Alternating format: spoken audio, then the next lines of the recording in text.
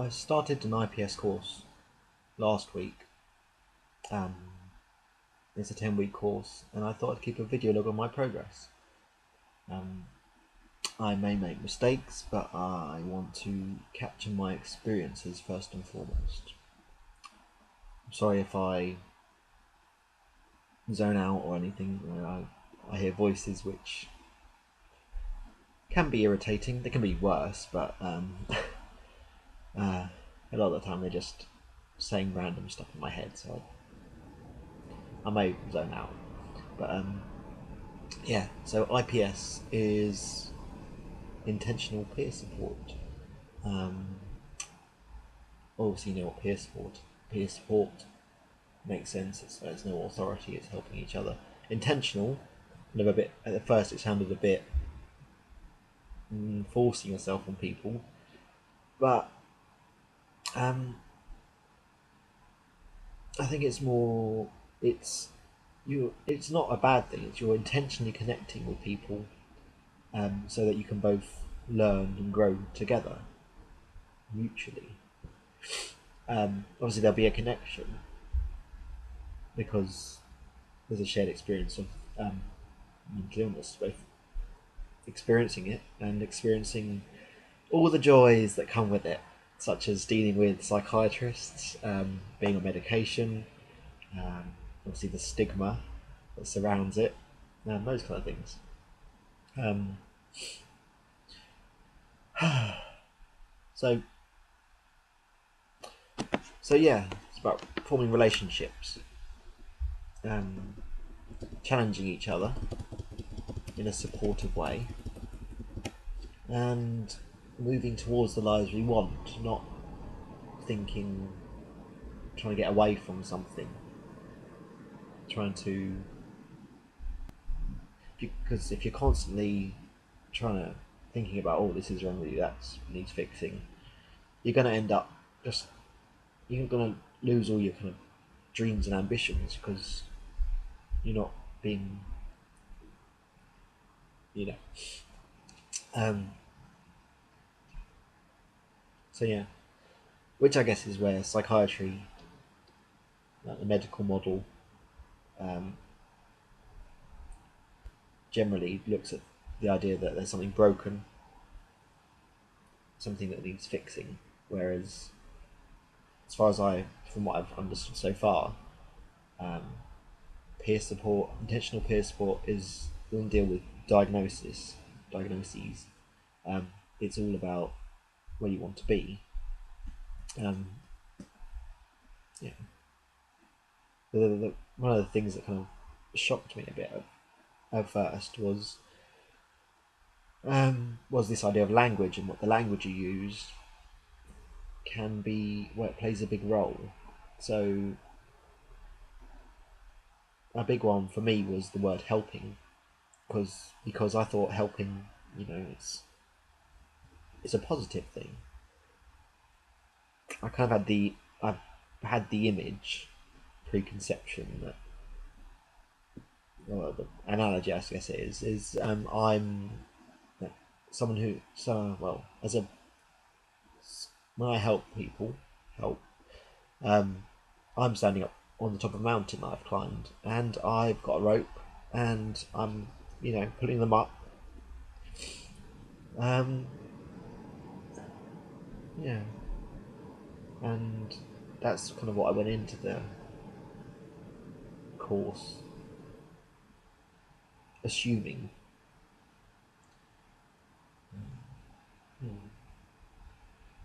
I learnt about this thing called the worldview, which is something I thought about. Um, like understanding people is a key to it is understanding their background. So things like their gender, simple things, but gender, their ethnicity, their religion or their lack of religion, their relationships, even things like the deaths of loved ones they've experienced, all go towards um, making up what each person. You can imagine there's so many of these different combinations that everyone is different. Um, I guess my preconception was, as well, when I look at art, I'd assume that when you make painting, it's almost like leaving breadcrumbs. Not like Hansel and Gretel in that they want to get back, although it's an interesting metaphor. But leaving breadcrumbs so that others can follow your progress. Um, that's it, you know. The course kind of made me think the first week, even. Just made me kind of think, is anybody really any further ahead than anybody else?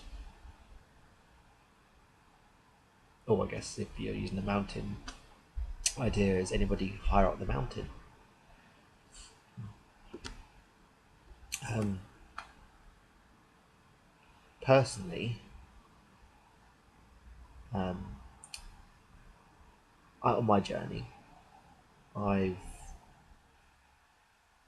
read books and that kind of thing, and one that really stuck out was Dawkins, and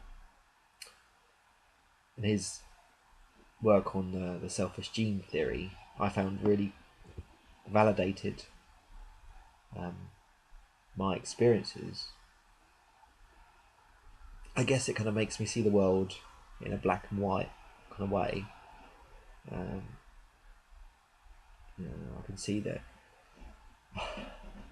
I see there's solutions to the world's problems kind of inside that. But obviously that's helped me personally. That's helped me develop a confidence and whatnot. But the question is, would my conclusion help others? And the answer is probably not. Um, each person has to find their own route because each person is different, and your brain is molded by your environment. So if you live in a certain country, you're gonna, and you get brought up a certain way, you're not gonna find the things I find helpful. Um, I think, but we also covered this thing called moving towards, um, and obviously I haven't done much. But what I understand is it's not about this idea of looking at what's wrong with you, as I've said, like what's broken, what needs fixing. Um, the language they used on the course is it's all about finding a map so you can decide where you want to go in life, in recovery, whatever. Um, which makes sense. I think I read in the workbook that if you're constantly dealing with what's wrong with you and not thinking about the future and where you want to be, you end up kind of losing your dreams and ambitions just kind of fade away because kind of the goal is to not be ill or not be broken, which isn't really a goal. That's just it's like a you know it's not a positive way of thinking, I suppose. Um, so yeah. So in conclusion, I guess I'm still not really sure about the whole theory of IPS. But then there you go. My mind is set in the mold, I suppose, that I've been poured into. Um, Luckily, people's minds can change, and I think I've got quite an open mind. Um, I'm really keen to challenge all my ideas and um, conclusions. They're conclusions, I say, but nothing's set in stone. So the rope analogy pulling someone up the mountain who's further needs help. I'm keen to challenge that. Um, I'm keen to challenge this idea that we support and challenge each other through our relationships and our connection. That sounds really interesting to me.